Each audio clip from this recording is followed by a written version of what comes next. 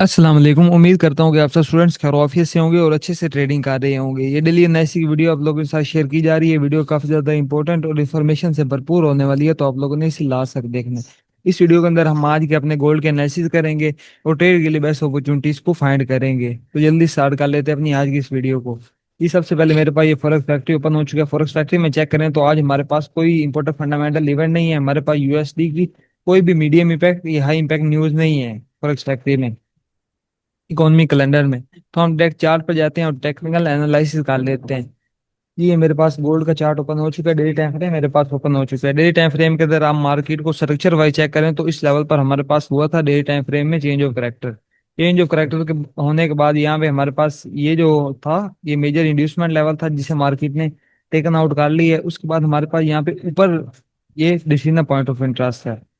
ये day time frame का decision point of interest बना है। इसको मार्केट ने टैप किया और यहाँ से रिजेक्ट हो रही है। इसमें अगर मजीद चेक करें तो ये हमारे पास ये लिक्विडिटी पॉइंट है इसके अंदर, और सेकंड हमारे पास ये वीकली लिक्विडिटी पॉइंट है।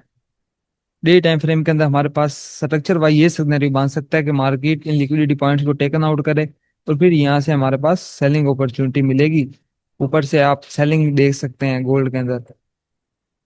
अगर मार्केट इस तरह का सिग्नल बनाती है, यहाँ पे इस लेवल को या इस लेवल को स्वीप करती है, तो यहाँ से आप ऊपर से गोल्ड को सेल करेंगे। ये था हमारे पास डेली टाइम फ्रेम का पहला सिग्नल। दूसरा सिग्नल हमारे पास ये बनता है। ये हमारे पास है डेली टाइम फ्रेम का डिमांड एरिया। करंटली जिस लेवल पे मार्केट खड़ी हुई है डेली टाइम फ्रेम के जोन से रिजेक्ट हो रही है। अगर इसी तरह मार्केट आज या आगे आने वाले 2 3 दिनों के अंदर मार्केट डाउन साइड पे आती है और इस डिमांड एरिया को स्वीप करती है, इस एरिया को स्वीप करती है, तो यहाँ से आप बाइंग अपॉर्चुनिटी अवेल कर सकते हैं, जिसका पहला टारगेट ये रहेगा और सेकंड टारगेट हमारे पास ये रहेगा। इस तरह का डे टाइम फ्रेम का सिग्नल बन सकता है बाइंग के लिए।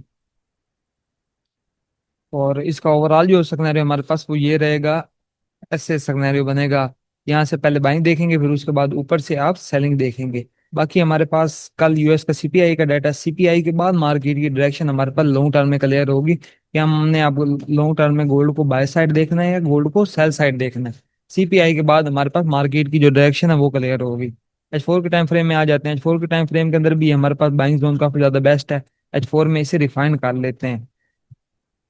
अगर मार्केट यहाँ पे आती है, इसको स्वीप करती है या जोन के अंदर ही आपको कोई कंफर्मेशन देती है, तो यहाँ से आप बाइंग अपॉर्चुनिटी अवेल करेंगे। पहला टारगेट ये, सेकंड टारगेट ये रहेगा आपका। उसके बाद H1 के टाइम फ्रेम में आ गए। H1 के टाइम फ्रेम में आके चेक करें तो H1 के टाइम फ्रेम के अंदर ऊपर की तरफ ये हमारे पास डिमांड एरिया है।